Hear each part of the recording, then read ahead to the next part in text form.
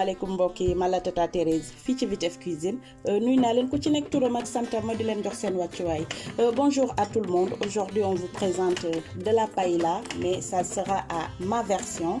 On fait une paella sénégalaise et pour faire notre recette on aura besoin d'un poulet. Ici j'ai un poulet et demi, de la viande d'agneau.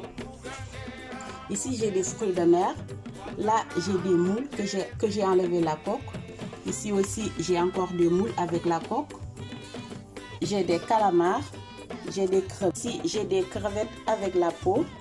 J'ai ici des gambas remplacées par des langoustes. Comme j'ai pas de langoustes, j'ai pris des gambas pour remplacer. Là j'ai un plateau de poivrons. Ici j'ai les poivrons rouges, j'ai vert. Ici j'ai de la tomate fraîche. J'ai aussi des poivrons multicolores, vert, jaune, rouge. J'aurai besoin un peu de petits pois, un peu de carottes, c'est facultatif pour la carotte aussi. Ici j'ai des saucisses, si vous avez aussi des merguez vous pouvez utiliser. J'ai du curcuma, j'ai un peu de curry, j'ai d'ail en poudre, du poivre blanc, un peu de sel.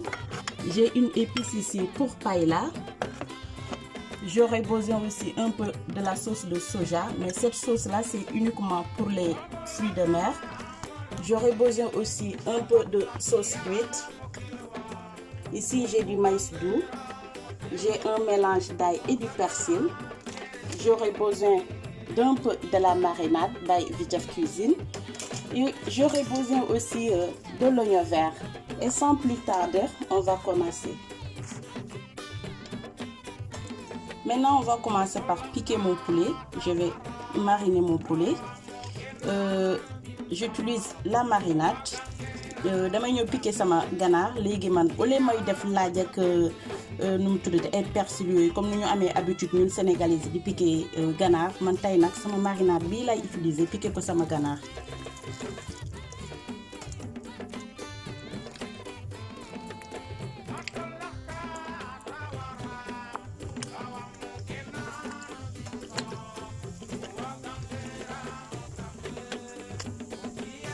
danga koy piquer ba mu saf ñu ñëwaat ci beneen côté bi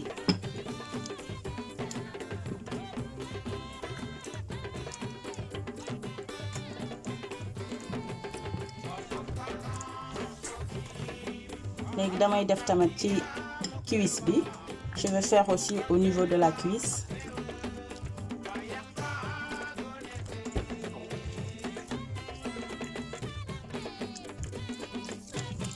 Je prends aussi l'autre, je fais la même chose.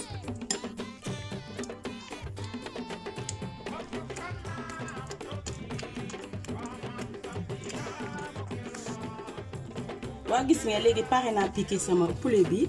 J'ai fini de piquer mon poulet. Maintenant je vais juste rajouter un peu de sel avec la viande aussi.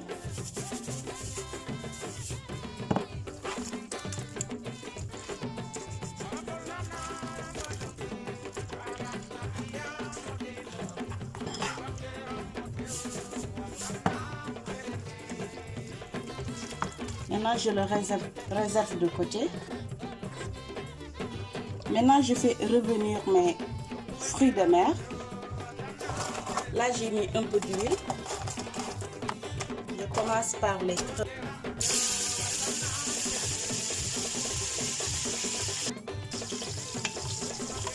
je vais enlever.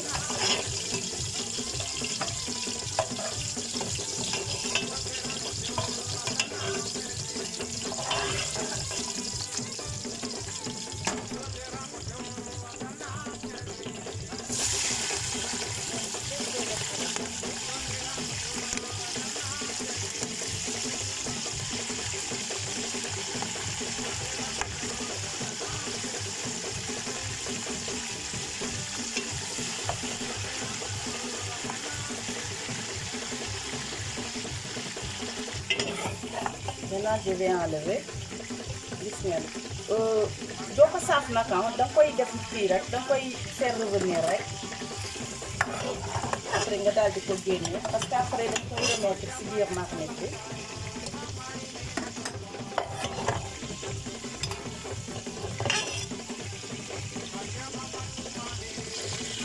Maintenant je mets les calamars.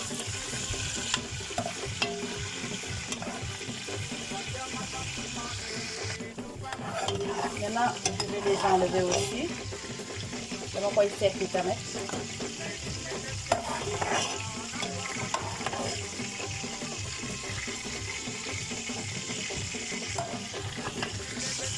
Je mets les saucisses.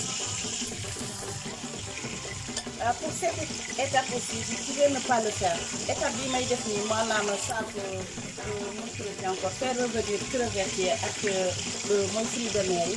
bu mu neex aussi bu mu def étape boobu mu togg moom mu ko sentir man tey nii laa bëgg a toggee sama paella moo tax damay faire revenir samay quelques fruits de mer après dañ koy delloowaat ci biir marmite bi.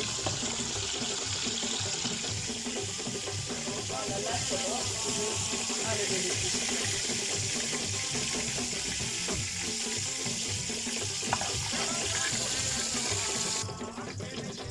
waaw gis ngeen pare naa sauté sama fruits de mer yi mooy quelques fruits de mer yi sauf muul yi duma ko ci yooyu moom kenn du ko sauté.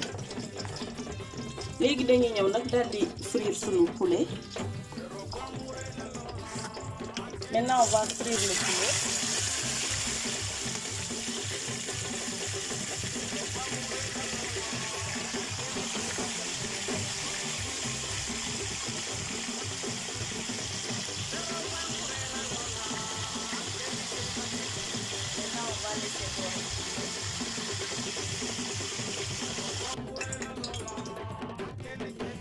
Maintenant, j'ai fini de frire le poulet. Après, je vais mettre la viande d'agneau.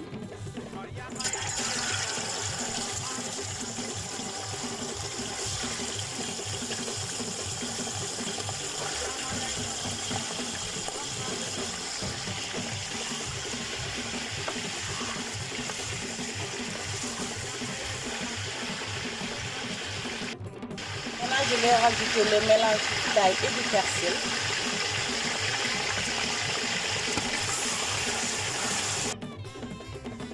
Voilà, après 5 minutes de cuisson, maintenant je vais rajouter les poivrons.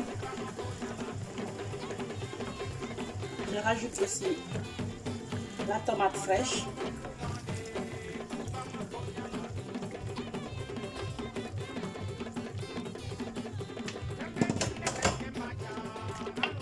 Après je remue.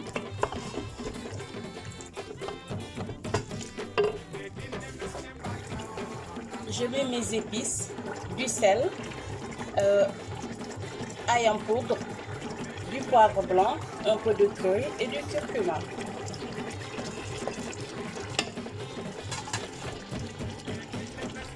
Je mets aussi l'épice de paella.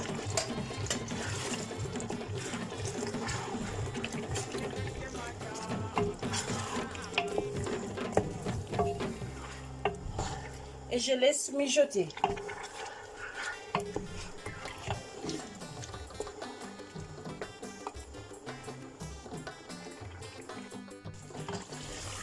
waaw mbokk yi gis ngeen avancement togg bi macha allah léegi dañuy ñëw rek maintenant on va rajouter le poulet.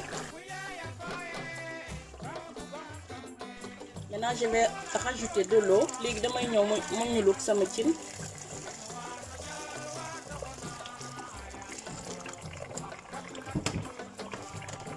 Après je remets les fruits de mer léegi damay ñëw daal di delloo sama fruits de mer yi mais je mets pas tout par contre. Je vais juste mettre une partie de mes fruits de mer.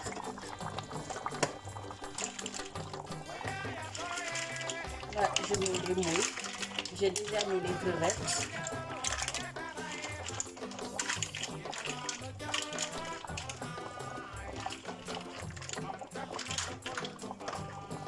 Je mets aussi les saucisses.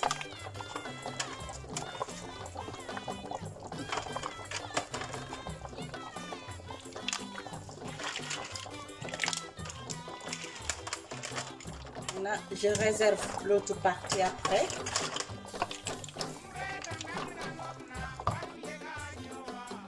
Maintenant je vais préparer mon assaisonnement et pour le faire j'ai juste besoin de 2 oignons, du poivron vert, jaune, rouge, de l'oignon vert et un peu d'ail parce que j'avais déjà mis de l'ail, donc je fais attention à ça.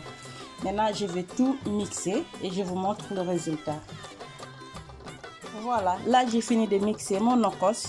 Maintenant je vais juste rajouter la sauce d'huître. Après je mélange.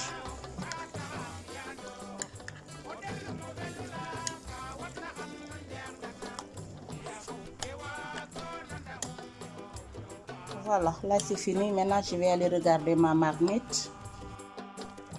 Après je mets la sauce soja pour fruits de mer. Maintenant je vais vous montrer, c'est cette sauce là, vous voyez. Maintenant je vais rajouter.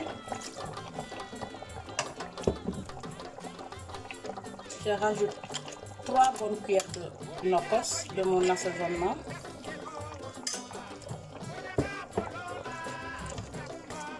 Après je laisse mijoter une quinzaine de minutes et je reviens pour voir.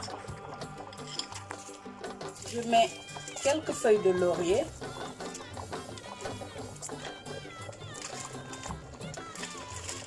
Après je ferme ma marmite. Maintenant je vais rajouter les gambas.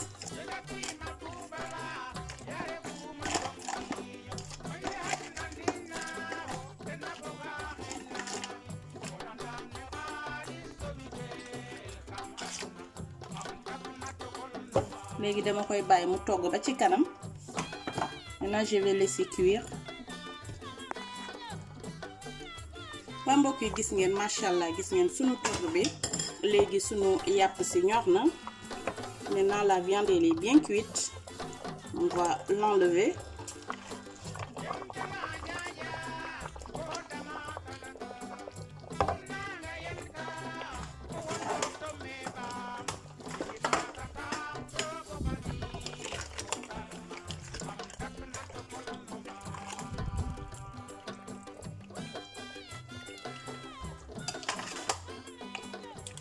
On va enlever aussi nos fruits de mer.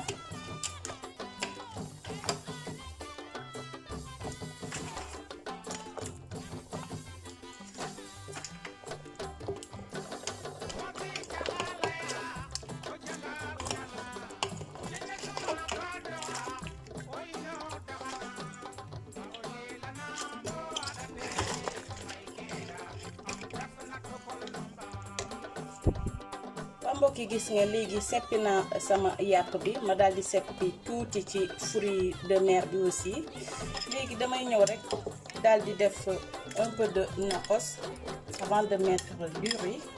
Moi je mets toujours du nokos su may togg quand je fais du ceebu yàpp ou du ceebu jën. Après je rajoute de l'arôme maggi aussi pour donner plus de goût. Là j'ai mon riz, c'est le riz long parfumé. Daf ci baax torop moo ci gën a neex sax parce que ceebu dijj bi la. Léegi damay ñëw rek daal di soor. Maintenant on va mettre notre riz.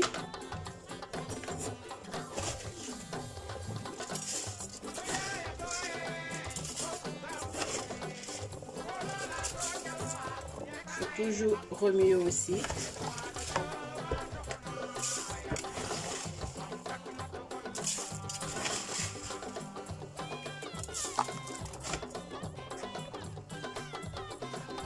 Voilà, là je vais rajouter juste un peu de sel. Na ko saf na sap. Lii moom nee naa leen paella royale la. Lii moom tey moom dama dem Espagne. Choco vanille loo wax ci lii nag. Tey dama leen fekk si de. Machallah. Maintenant je vais laisser cuire à feu doux pendant une trentaine de minutes. Waa mbokk yi gis ngeen machallah.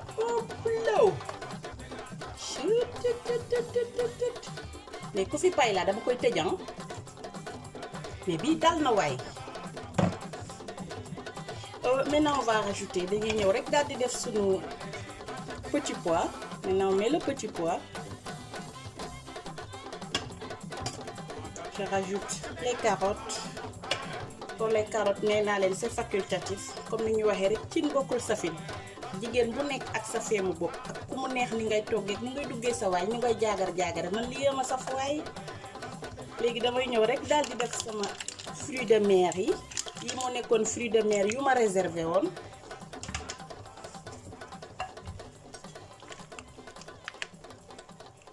Machallah. Après je mets les poivrons.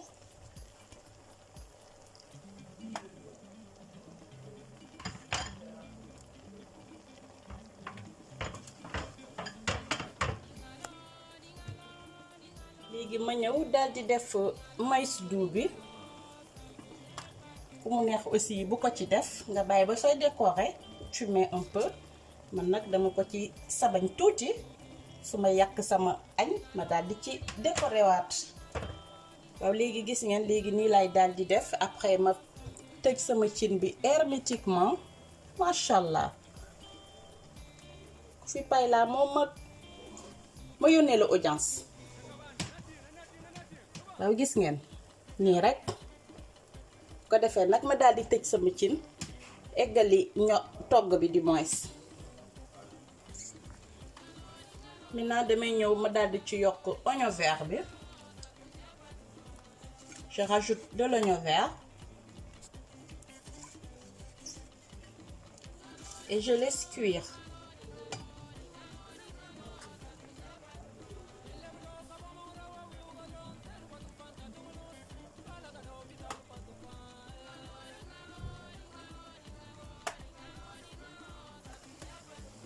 waa mbokk yi gis ngeen macha allah léegi dañuy ñëw rek daal di commencer jékki sunu cin li gis ngeen bopp law macha allah.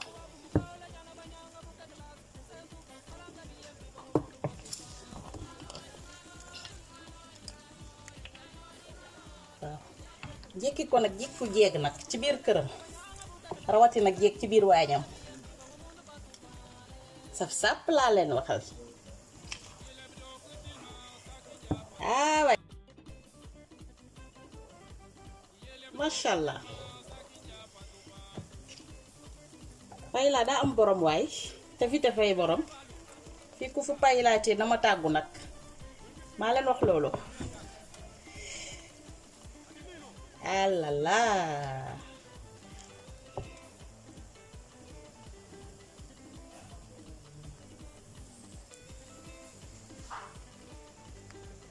machallah. léegi nag dañ koy bàyyaat deuxième round mu gën a ñor après ñu ñëw yàq sunu añ.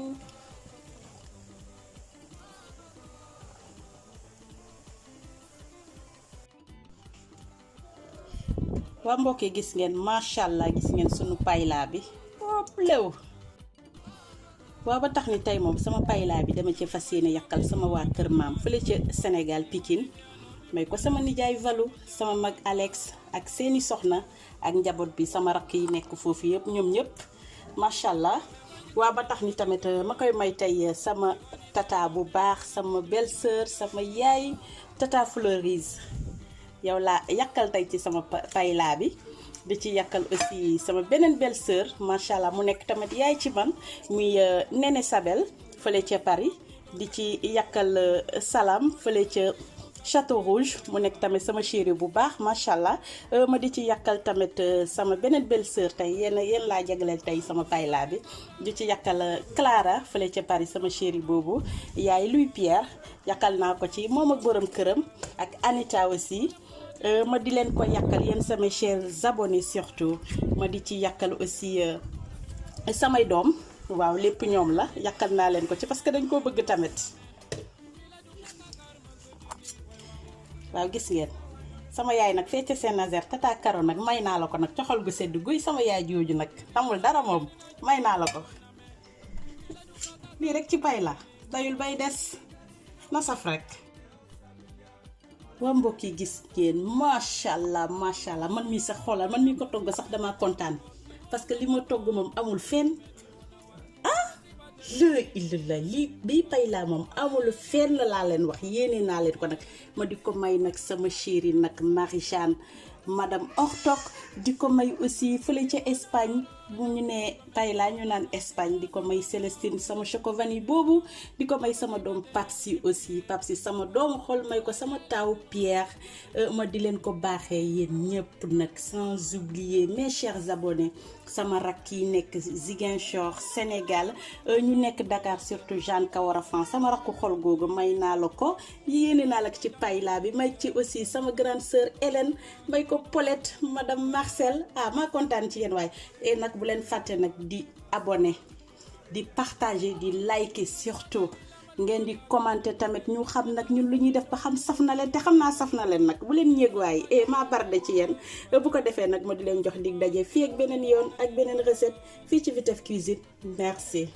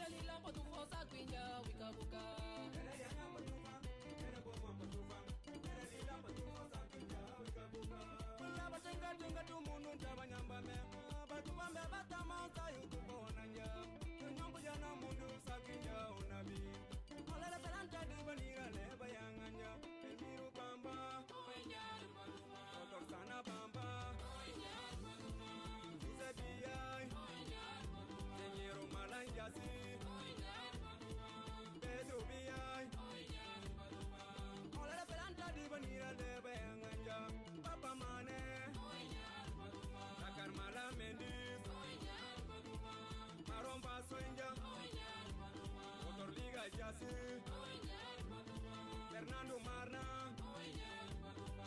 hola la pelanta di venir a le bayanganya, Doctor Aguinaldo va a ser